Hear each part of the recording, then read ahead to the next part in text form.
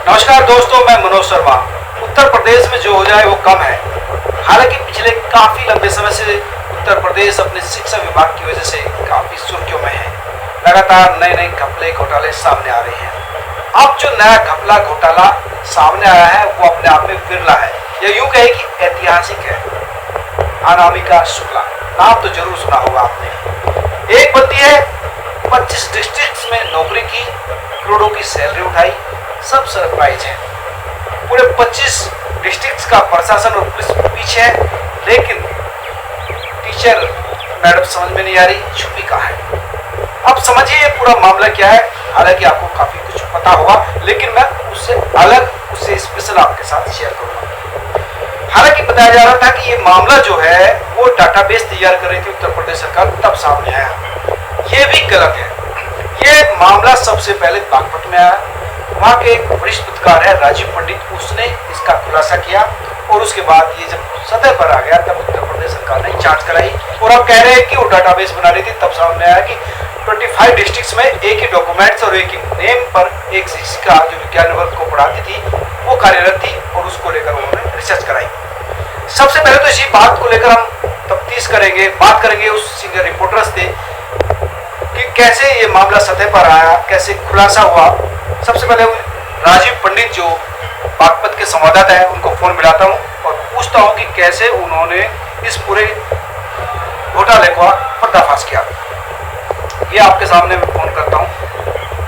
हाँ राजीव जी नमस्कार। क्या आपके पास समय? कुछ डिस्कस करना चाह रहा था मैं आपको। जो अनामिका शुक्ला वाला मामला उत्तर प्रदेश में इस समय सुर्खियों में, कैसे वो मामला सामने आया, कैसे वो आपने रिपोर्ट किया और क्या आपने सबसे पहले इस पूरे घटनाक्रम को दुनिया के सामने लाया? जी, मामला दिसंबर माह से जुड़ा हुआ है। ये यहाँ पर बागपत में दिसंबर माह से अनामिका शुक्ला पुत्री सुभाष चंद्र शुक्ला निवासी हसनपुर भोगांव मैनपुरी की जो रहने वाली अध्यापिका है, इसने 31 दिसंबर को कस्तूरबा गांधी आवासीय विद्यालय बड़ौत में ज्वाइन किया था। उसके बाद जब इसका वेतन जनवरी माह का वेतन बनाया जा रहा था तो इससे बैंक अकाउंट नंबर मांगा गया। इसने जो बैंक अकाउंट नंबर दिया था तो लेखाकार जो विद्यालय की लेखाकार थी उससे मिस्टेक हुई और वो वेतन दूसरे उसमें खाते में पहुंच गया, जिसके बाद वो वेतन वापस लौट के आ गया लेखाकार को। अच्छा, तो मतलब ये खुलासा इस तरह हुआ कि उसका वेतन जिस खाते में जाना चाहिए था उस खाते में न जाकर, मतलब अनामिका शुक्ला के खाते में न जाकर दूसरे खाते में चला गया था, जिसके बाद वो वेतन वापस लौटा तो विद्यालय की जो लेखाकार है सोनिया रानी, उसे शक हुआ। उसने जो है इस अनामिका की पासबुक और एंट्री देखी तो उसमें 18 फरवरी को 22,000 रुपए की एंट्री कस्तूरबा गांधी विद्यालय के नाम से मिली, जिस पर यह मामला और भी के दायरे में आ गया। और वार्डन जो स्कूल की वार्डन थी उसने जिला समन्वयक बालिका शिक्षा और बीएसए को इस बारे में पूरे अवगत कराया, जिसके बाद बागपत के शिक्षा अधिकारियों ने लखनऊ में जो है इस बात की जानकारी दी। यूनिट राज्य परियोजना कार्यालय लखनऊ को इस बाबत अवगत कराया गया। वहीं से ये मार्च के माह में निर्देश दिए गए एडी बेसिक जो मेरठ में बैठते हैं उन्हें बताया गया कि ये शक के दायरे में आ रहा है ये अकाउंट और नियुक्तियां, लिहाजा इसकी जांच कर ले जाए। एडी बेसिक निदेशक ने 12 मार्च को इस अनामिका शुक्ला को अपने कार्यालय में तलब किया कि मूल प्रमाण पत्र लेकर हमारे कार्यालय में उपस्थित हो। चूंकि 8 मार्च की होली का अवकाश था, इसलिए अध्यापिकाएं सभी अपने घर चली गई थी। स्कूल की वार्डन ने अनामिका शुक्ला के पास फोन किया 12 मार्च को कि आपको एडी बेसिक के यहाँ मूल प्रमाण पत्र लेकर प्रस्तुत होना है, लेकिन अनामिका शुक्ला वहां पर नहीं पहुंची और व्हाट्सएप पर अपना इस्तीफा स्कूल को भेज दिया। जिसके बाद ये मार्च महीने से ही पूरा घटनाक्रम चल रहा था। मई का नहीं है, मार्च से फरवरी से मामला चल रहा था। ये फरवरी से मामला चल रहा था, लेकिन यहाँ सबसे बड़ी जो बात है वो यह देखने की है कि बागपत से मेरठ और मेरठ से लखनऊ तक के इस घोटाले की, इस फर्जी नियुक्ति की जानकारी हो चुकी थी, लेकिन तभी से बागपत से लेकर लखनऊ तक, यानी कि शिक्षा विभाग से लेकर शासन तक इस मामले को किस कदर दबाया जा रहा था, ये बहुत देखने वाली बात है कि इसमें कौन कौन माफिया जुड़े हुए हैं और किस किस का रैकेट इसमें काम कर रहा है। यानी ये मामला लगातार शासन के नजर में था फरवरी और मार्च महीने से। आप समझिए इस बात को, ये बहुत बारीक बात है जो शासन प्रशासन कह रहा था कि वो डाटाबेस बना रहा है, और उसके बाद ये निकल कर रहा, जबकि मार्च महीने में ही ये मामला शासन स्तर पर पहुंचा दिया गया था बागपत से कि इस तरह का मामला है, एक ही महिला शिक्षिका कई जगह काम कर रही है और उसके खाते में पैसे हैं, लेकिन आपने पब्लिश की। वो सरकार का दावा है कि डाटाबेस में गड़बड़ हुई है, लेकिन हमारे हाथ में जो रिकॉर्ड, जो अभिलेख मौजूद है, उसमें डाटाबेस में गड़बड़ कतई नहीं हुई है। ये वेतन को ट्रांसफर करने में गड़बड़ हुई है। खाता संख्या की मैं बताऊं आपको, खाता संख्या 83, इस अनामिका शुक्ला का खाता संख्या लास्ट में डिजिट 83 थी, जो भेजते समय लेखाकार से 33 हो गया था।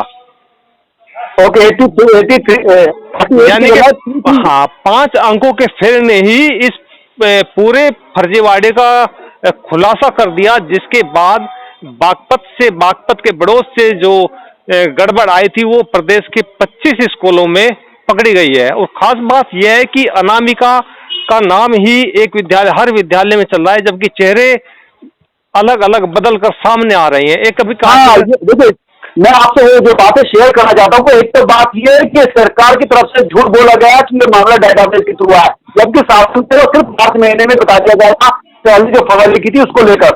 पहली बात। दूसरी बात, जो अनामिका शुक्ला है, जो बागपत के अनामिका शुक्ला है, जो इनके पास फोटो है, जो कासगंज से फोटो आया, या इसके अलावा जो दूसरे तमाम फोटो चल रहे हैं, उसमें अलग अलग लड़कियां हैं।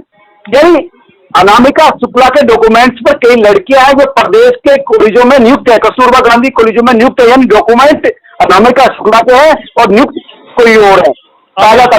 हमारे पास जो है सहारनपुर, बागपत और कासगंज के जो अध्यापिकाओं के अनामिका फोटो आए हैं, वो तीनों के चेहरे मेल नहीं खाते, तीनों अलग अलग है, जबकि नाम, एड्रेस, पता सब कुछ एक ही है और उनके सभी के अकाउंट पीएनबी बैंक में खुले हुए हैं।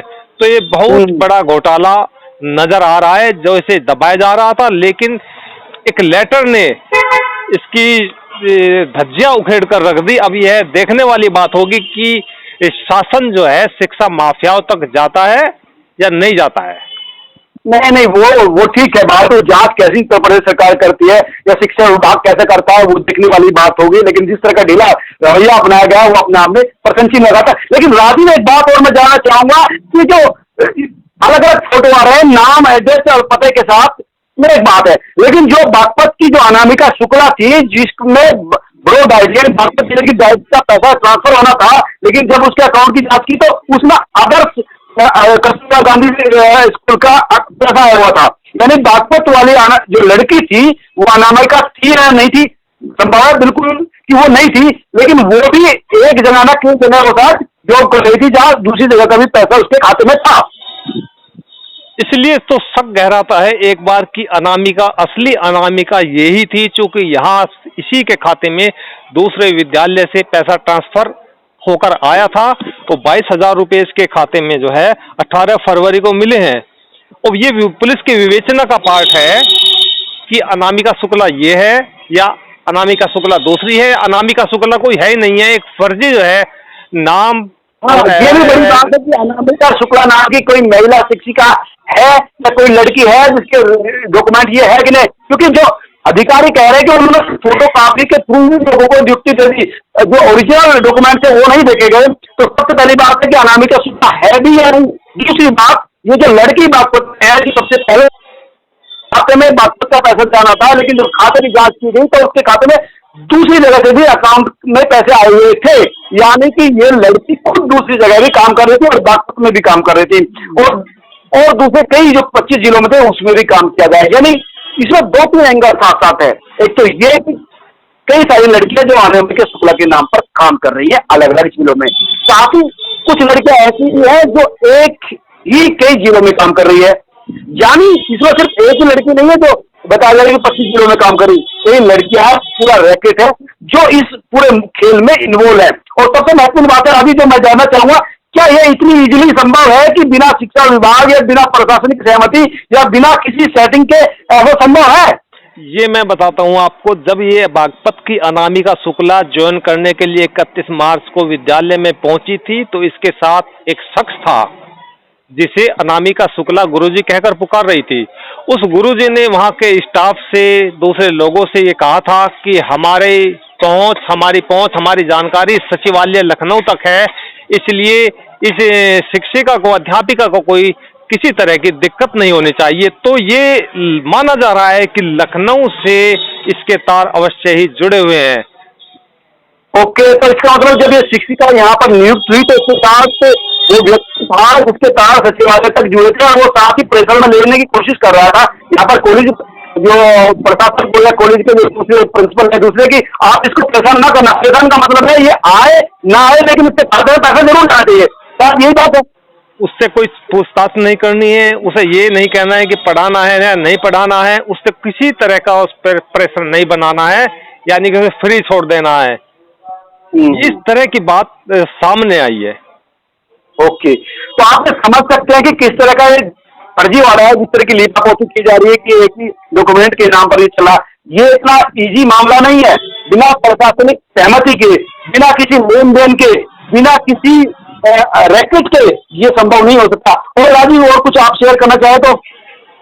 ये देख लीजिए आप, एक मामला 28 मार्च से चला हुआ है और जून में उसका खुलासा होता है। तो एक लेटर जो हमारे हाथ लगा था बेसिक शिक्षा विभाग से, अगर वो लेटर हमारे हाथ ना लगता तो ये मामला दबा रहता, फाइलों में कैद हो जाता और ये पहली बनकर रह जाता।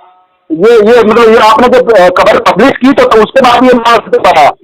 उसके बाद ही प्रशासन हरकत में आया है, शिक्षा विभाग हरकत में आया है। वो खबर पब्लिश हुई थी, जहां जहां पर 5 जिलों में वो खबर गई थी वहां वहां हड़कंप मचा है। उसके बाद ही बात लखनऊ तक पहुंची है, जिसके बाद इस पूरे मामले की जांच के निर्देश दिए गए हैं। और यह भी बता दूं कि शासन स्तर से जो भी कस्तूरबा विद्यालयों में स्टाफ है उन सब के डॉक्यूमेंट की जांच होगी। राजीव, क्या प्रशासन की तरफ से या शिक्षा विभाग की तरफ से आपको लेकर कोई प्रेशर आप पर बनाया जा रहा है? कुछ इस तरह का कुछ है कि भाई आपने ये क्या रायता फैला दिया, कुछ इस तरह का भी मामला आपने महसूस किया क्या? बेसिक शिक्षा विभाग के अधिकारियों से बात हुई तो ये तो उनका एटीट्यूड बिल्कुल भी अच्छा नहीं होता। वजह साफ है कि इस फर्जीवाड़े का खुलासा हो जाना, और मुझे कोई दूसरी वजह इसमें नहीं लगती है।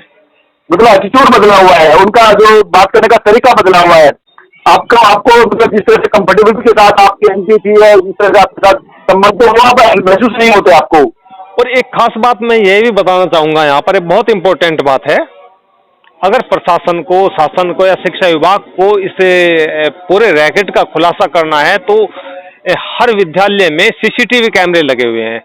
जब इन शिक्षिकाओं की नियुक्ति हुई थी तो कोई ना कोई इनके साथ अवश्य ज्वाइनिंग कराने आया था। जो शख्स विद्यालय में इनके साथ पहुंचा था उनके चेहरे बाकायदा सीसीटीवी कैमरे में कैद हैं।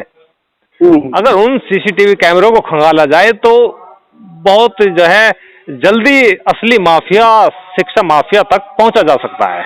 बिल्कुल, ये बहुत बारीक बात, महत्वपूर्ण बात आप राजीव यहाँ पर कह रहे हैं कि अगर वास्तव में शिक्षा विभाग चाहता है कि इस पूरे नेक्सस को खत्म किया जाए, उस चैन को तोड़ा जाए जिस चैन के थ्रू ये सारा मामला चल रहा था, तो आप सीसीटीवी कैमरे हैं, जो रिपोर्ट है, उनको देखा जा सकता है। उसमें आपका तो चेहरा दिखाई देगा जो इस पूरे मामले को लीड कर रहा था, जो यहाँ पर मीटिंग के दौरान इस लड़की को लेकर आया था, जो लड़की कोई कभी किसी राज का नाम लेती है, कभी नीतू का नाम लेती है। और आप राजीव बता रहे हैं कि गुरु जी नाम रख सकता, यानी वो काफी सीनियर रहा होगा इसकी शिक्षिका रहते आप, और उसको वो गुरु जी कह रही थी। वो शिक्षिका इसके प्रभाव में रही होगी माफिया के। अब ये कहना तो बहुत जल्दबाजी होगी कि ये जो जिसे गुरुजी कह रही थी वो उसके परिवार का मेंबर था, परिवार का सदस्य था, या शिक्षा माफिया था, या शिक्षा माफियाओं का कोई जो है गुर्गा था। इस बारे में कुछ भी कहना बहुत जल्दबाजी होगी। तक विवेचना में राजीव एक बात और मैं कहना चाहूंगा जो सतह पर है, और मैं कहना चाहता हूँ कि सिर्फ कस्तूरबा गांधी विद्यालय तमाम ऐसे विभाग हैं जहाँ इस तरह का झोल है, जिस तरह का घपला है कि एक ही नाम के लोग एक जगह नियुक्त है। जो बीटीसी कॉलेज थे, जो आजकल जो लगभग पूरे प्रदेश में 2500 के करीब स्कूल है, कॉलेज है, और वहाँ पर अगर 50 तक स्टूडेंट पढ़ा सकते हैं। अगर 50 का औसत माने तो करीब 25,000 ऐसे शिक्षक चाहिए जो इन विद्यालयों में चाहिए। लेकिन इतनी बड़ी संख्या में युक्त है, लेकिन वो उपलब्ध नहीं है, डॉक्यूमेंट्स में है। यानी कई विभाग में इस तरह के नटवाल, इस तरह के घोटालेबाज, इस तरह के सेटिंगबाज आपको मिल जाएंगे। चोरा क्या करेंगे आप? बहुत ही जल्दबाजी होगा इस बारे में अभी कुछ कहना। तब तक इस पूरे मामले की विवेचना ना हो जाए या शासन स्तर से कोई एसआईटी आदि गठित होकर इसकी जांच ना हो जाए, तब तक कुछ भी कहना बहुत जल्दबाजी होगी। जो हमारे हाथ में, जो हमारे पास में डॉक्यूमेंट हैं, वही अपने आप में इसे पूरे रैकेट का राजफाश करने के लिए काफी है। लेकिन जब बात करेंगे कि डीपली जाने की, गहराई में जाने की, कौन इसके पीछे काम कर रहा है, तो इसमें शासन को गंभीरता से जांच करानी होगी। बिल्कुल ठीक है राजीव, धन्यवाद हमें जुड़ने के लिए। थैंक यू जी धन्यवाद। राजीव जो बागपत से वरिष्ठ पत्रकार हैं और लगातार इस पूरे घटनाक्रम पर नजर बनाए रखे हैं, और इन्होंने इस खबर को ब्रेक किया था, जिसको आप कह रहे हैं कि वो सिर्फ डाटाबेस के थ्रू सामने आई, कैसा नहीं है, आपने सुना, कोई चीजें देखी। अगर इसको नेक्सस को खत्म करना है तो प्रशासन को गंभीर जांच करनी पड़ेगी, पुलिस को बारीक जड़ों तक जाना पड़ेगा, तब इसको रोका जा सकता है। और ये स्वयं मुख्यमंत्री को समझना होगा। उत्तर प्रदेश के मुख्यमंत्री जो आदित्यनाथ हैं, वो जिस तरह का एटीट्यूड रखते हैं भ्रष्टाचार को लेकर, वो एटीट्यूड उनको दिखाना होगा और इसको खत्म करना पड़ेगा। और इसी साथ साथ में ये जो आपको अभी पहले कहा था कि DLED के जो कॉलेजेस है, वहां पर भी जो हमारे सूत्र बता रहे हैं कि बड़ी संख्या में ऐसे लोग हैं जो एक जगह नहीं कई जगह नियुक्त है। कागजों का खेल है, कई खेल है अभी उत्तर प्रदेश में, जिनको जांचना परखना बहुत जरूरी है। अगर सरकार चाहती है कि इस तरह के मामले फिर ना आए, और नौनिहाल जो बच्चे हैं पढ़ने वाले, ये जो कस्तूरबा विश्वविद्यालय होते हैं गरीब बच्चों के लिए होते हैं, ताकि उनको उचित शिक्षा मिले। जो आवासीय विद्यालय होते हैं, वहीं पर वो बच्चियां रहती हैं, खाने की व्यवस्था रहती है, रहने की व्यवस्था रहती है, शिक्षा की व्यवस्था रहती है। लेकिन जो इस समझ में आ रहा है, उससे लग रहा है कि जो लक्ष्य था, जिस उद्देश्य को लेकर इन विद्यालयों का गठन किया था सरकार ने, वो उद्देश्य अब धूमिल होता जा रहा, छीन होता जा रहा, सिर्फ इन जैसे सेटिंगबाज और इन जैसे रैकेटबाज लोगों की वजह से।